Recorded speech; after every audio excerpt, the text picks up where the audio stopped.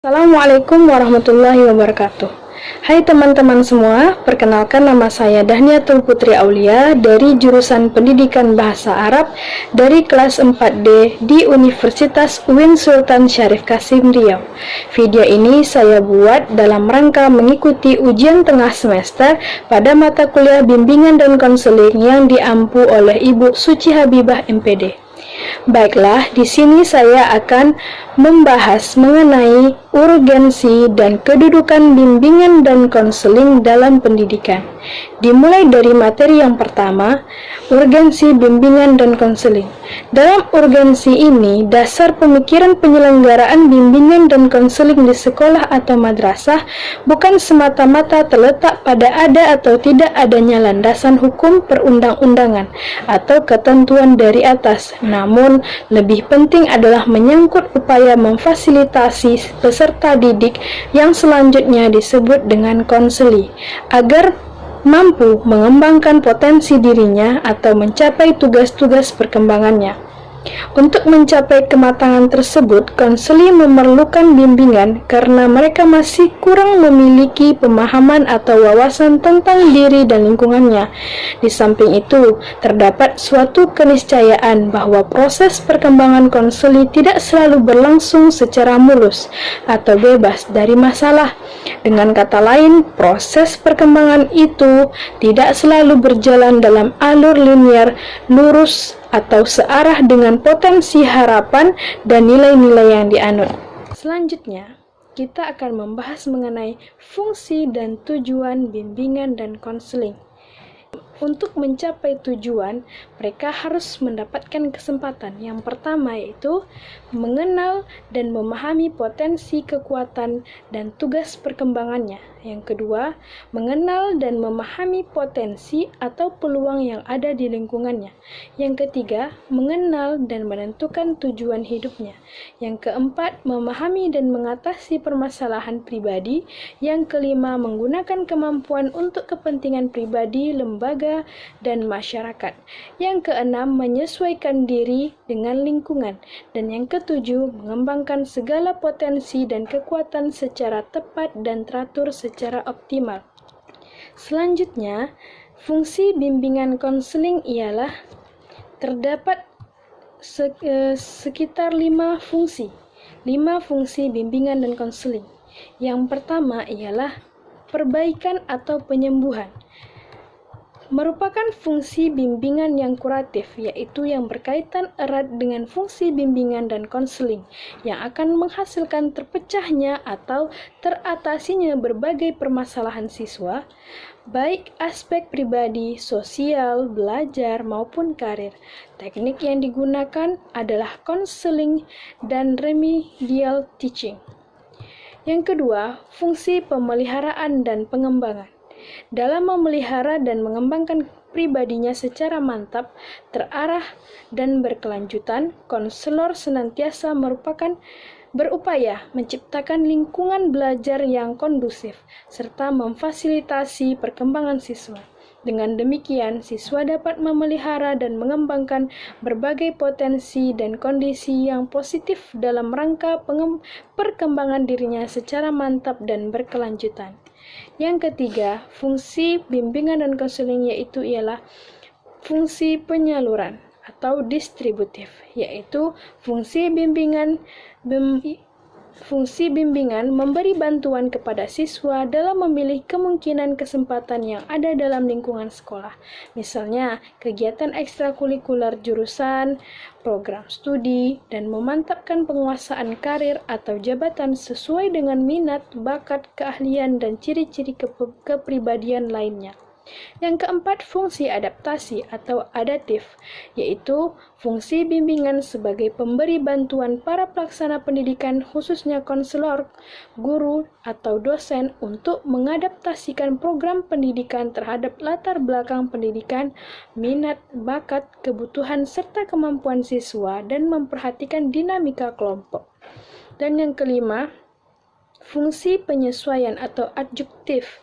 Fungsi bimbingan sebagai pemberi bantuan kepada siswa agar dapat menyesuaikan diri secara dinamis dan konstruktif terhadap program pendidikan, peraturan sekolah atau norma agama. Selanjutnya, kita akan membahas mengenai bimbingan dan konseling sebagai profesi. Diyakini, pelayanan, bimbingan, dan konseling adalah suatu profesi yang dapat memenuhi ciri-ciri dan persyaratan tersebut. Namun, berhubungan dengan perkembangan yang masih tergolong baru, terutama di Indonesia, pelayanan, bimbingan, dan konseling belum sepenuhnya mencapai persyaratan yang diharapkan. Sebagai profesi yang handal, bimbingan dan konseling masih perlu dikembangkan bahkan diperjuangkan. Menurut Prayitno 2004, pada tahun 2004, pengembangan profesi bimbingan dan konseling antara lain melalui yang pertama, standarisasi untuk kerja profesional konselor. Yang kedua, standarisasi penyiapan konselor. Yang ketiga, akreditasi. Yang keempat, sertifikasi dan lisensi. Dan yang kelima, pengembangan organisasi profesi. Kemudian kita akan membahas mengenai tugas pokok konselor di lembaga pendidikan. Yang pertama, tugas pokok konselor di lembaga pendidikan ini terbagi kepada 8. Yang pertama, konselor sebagai administrator sekolah. Konselor sering melaksanakan tugas sebagai pemimpin sekolah, sementara bertanggung jawab atas kegiatan ekstrakurikuler, ikut penerimaan murid baru, dan menyelenggarakan tes. Hal ini dikarenakan konselor jarang melakukan konseling dan kurang kesempatan untuk mengimplementasikan program pelayanan konseling yang murni. Yang kedua, konselor sebagai generalis. Konselor terlibat dalam kegiatan registrasi, penjadwalan, perubahan jam pelajaran, testing, penjurusan, pemberian beasiswa, dan lain sebagainya. Sebagai generalis, konselor lebih banyak mencurahkan waktu untuk kegiatan lain daripada kegiatan profesional sebagai konselor. Yang ketiga, konselor sebagai agen pembaharuan. Konselor dapat menjadi agen pembaharuan sebab konselor ahli dalam masalah belajar dan sekaligus mampu mengomunikasikan ilmunya kepada orang lain. Ia memahami perubahan sosial, oleh karenanya mampu menjadi inovator di tempat ia bekerja. Selanjutnya, konselor sebagai yang keempat itu konselor sebagai spesialis dalam psikologi. Konselor dapat melibatkan dalam kegiatan pengembangan kurikulum, khususnya hal-hal yang bersifat psikologis. Konselor dapat membantu agar aktivitas kurikuler dapat mengembangkan spontanitas siswa, sikap terbuka, dan pengembangan emosional. Yang kelima, konselor sebagai ahli perilaku terapan. Tugas konselor adalah menerapkan teori dan hasil-hasil riset sehingga dapat membantu individu dan lembaganya mencapai tujuan. Konselor dapat memanfaatkan dan memformulasikan behavioristik dan hubungannya dengan klien. Yang keenam, konselor sebagai manajer. Konselor dapat menjadi konsultan para guru dalam hal mengelola berkas. Sehubungan dengan itu, konselor juga sanggup menangani berbagai segi program pelayanan yang dimiliki ragam variasi pengharapan dan peran. Untuk itu, perlu keahlian dalam perencanaan program, penilaian kebutuhan, strategi evaluasi program, penetapan tujuan, pembiayaan, dan pembuatan keputusan. Oleh karena itu, beberapa fungsi konselor yang terkait dengan hal tersebut adalah menjadwalkan kegiatan, melakukan testing, penelitian, melakukan penilaian kebutuhan, sampai dengan menata file data. Yang ketujuh, konselor sebagai konsultan, yaitu memberi layanan konsultasi secara individual maupun kelompok, serta menyelenggarakan konsultasi untuk para guru, administrator, dan orang tua siswa. Dan yang kedelapan atau yang terakhir, konselor sebagai a helper profesional.